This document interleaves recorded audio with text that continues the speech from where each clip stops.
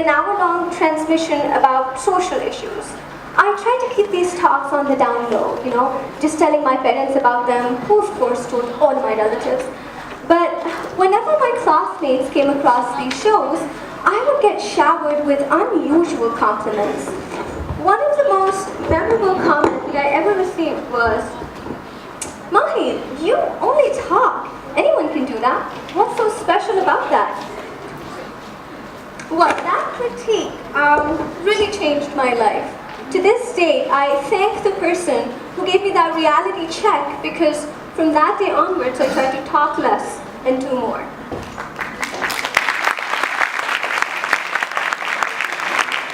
And that's how projects like Raahat, which I'll be talking about today, were born. So if there's one thing, can I please have the controller for the slides? Clicker, thank you. Does someone have it over here? I apologize for this, but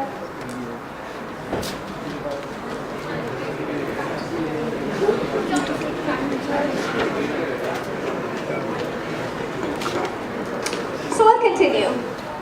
If there's anything that chemistry has taught me, it is that life seems simpler when we think about it in terms of chemical reactions and equations. So I basically had an equation on board, which I'll be showing to you guys right now. This is my favorite equation. U plus a problem leading to a solution. This is a universal equation that works for different types of people, different types of problems, and of course, there's always a solution. When I was 22, that's when I thought about a problem that was very close to my heart, and that was violence against women. According to the World Economic Forum's 2016 report, Pakistan ranks 143rd out of 144 countries on the Gender Inequality Index for the second consecutive year. Misinterpreted religious beliefs combined with our social tendency to treat women as second-class citizens have created this culture of violence that permeates the entire country. And this abuse takes many, many forms. According to the Human Rights Commission of Pakistan, in 2013, 150 women were burnt alive in acid attack and gas leakage incidents, and approximately 3,000 women were raped. Approximately 80% of Pakistani women experience some form of domestic abuse. These figures, ladies and gentlemen, are not the right figures. The actual figures are likely much, much higher. There's social stigma associated with the discussion of abusive incidents, and hence victims are unaware of their rights and the resources that are available to them. Here's what I thought about Raahat, which was a project that I worked on last summer to address domestic violence.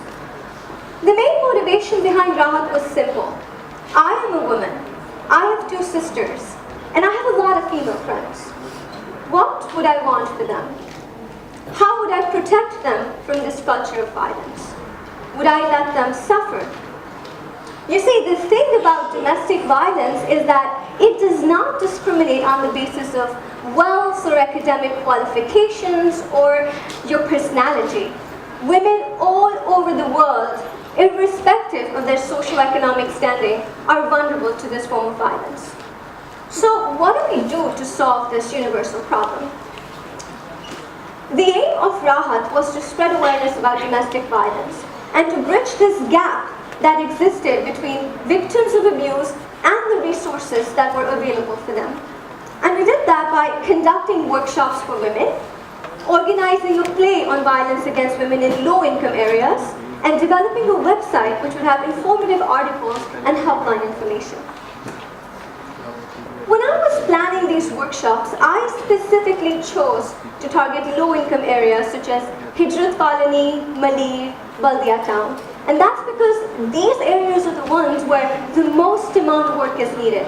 And this is where every single person loses hope, because chances of failure are tremendously high. So what's so special about Raahat? Aren't there workshops happening already? Thing is, Raahat's workshops were interactive. We tried to use art and skits to discuss something as serious as domestic violence. We watched documentaries and movies featuring female protagonists who were in similar situations, and we commented on how she must be feeling or whether she deserved the treatment that she got. But most importantly, what we successfully achieved was a collaborative and supportive environment where every single woman felt at ease discussing the most painful of their experiences. The purpose behind these workshops was to make these women realize that violent treatment is not okay, and it is not something that should be swept under the rug. That there is help available. They're not alone. The topics that we discussed during the workshops ranged from domestic violence, human rights, gender discrimination, to counseling strategies and conflict management. Each woman was given the skill set to not only protect herself, but also act as a community support worker in their neighborhoods. In that role, they could help other women in their communities through small gestures, such as by walking with someone to the police station, maybe listening to someone impartially, or maybe helping someone make an urgent call. If not that, they could break this vicious cycle of violence by not participating in it, such as by not instigating their sons to beat their wives, or being a supportive sister-in-law.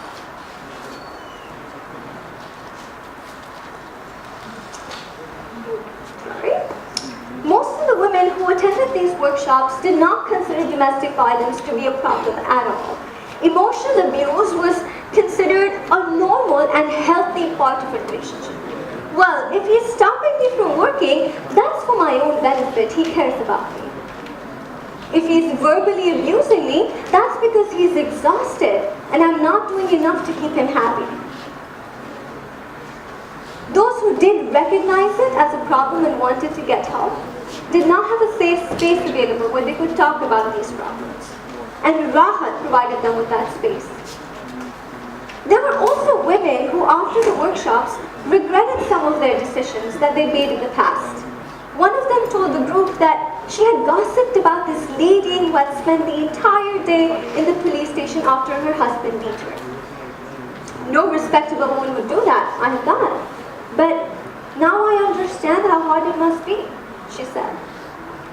This confession came as a result of a story that was shared by a recent survivor of an abusive relationship who was lamenting about the lack of support that she got from other women in her neighborhood. They all judged my character when I left my husband, but I couldn't take the abuse anymore, she said.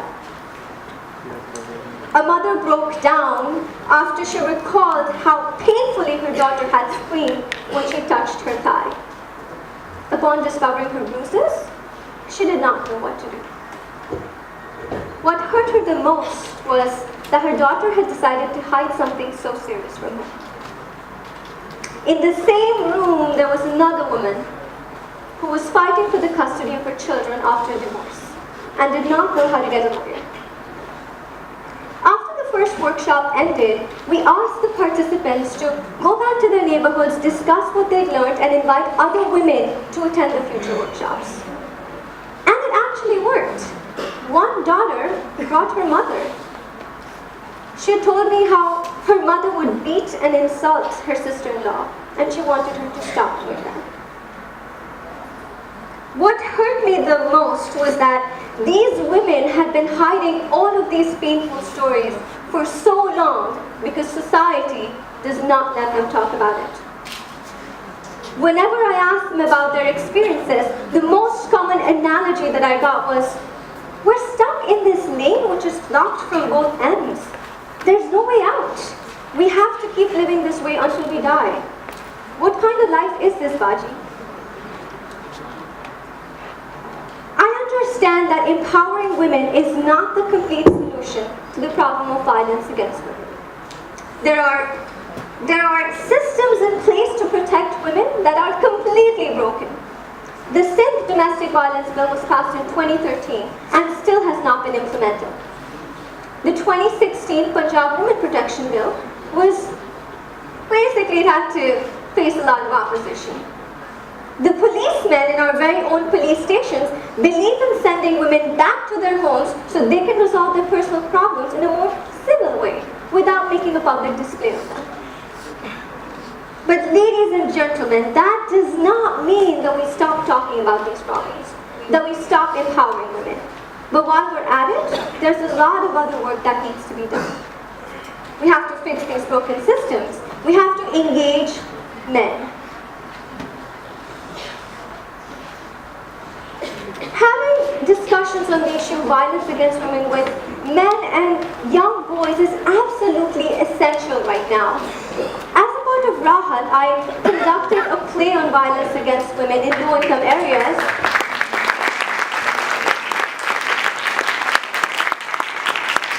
And we're very, very fortunate to have some men in the audience as well. During the discussion that followed the play, a lot of these men agreed that the natak accurately portrayed the plight of Pakistani women. But there were also instances of victim blaming. I heard statements such as, "Look at women nowadays. Look at how they act. They deserve this treatment." Changing the mindset of men is equally, if not more important, to address this issue. But let me be clear over here. I am not implying that men cannot be victims of domestic violence. But my view about this problem, no matter who you are, where you are, or what you do, you are capable of playing a significant role to address any problem, even something as serious as domestic violence. There were a lot of organizations that helped me with my project, ranging from Aurat Foundation to Aware Girls, Children Development Association, the Scheme, CPPD Pakistan. Volunteer for them if you can. Make a contribution. If not that, then educate yourself. Talk about this on forums amongst your friends, with your family members, because you have to break the stigma surrounding this topic. When talking to a victim, try to be kind to them. Try to be non-judgmental and don't victim blame. Sometimes just being a good listener is more than enough. Keep a list of crisis helplines with you and be aware of the shelters and police stations around you. I'll be leaving behind pamphlets with relevant information in Roman Urdu, and you can pick them up after the entire conference is over. But use those. Lastly, never ever ignore signs of abuse that you see. If you stay quiet, you become a part of the problem. But that being said, keeping yourself safe is more important. You don't have to do something drastic to be a change maker. Be a good listener. Share the knowledge that you gained. In a country where 48% of the population suffers silently, recognizing gender-based violence as a grave violation of human rights and providing recovery and empowerment tools for women is absolutely essential if you want families and communities in Pakistan to flourish.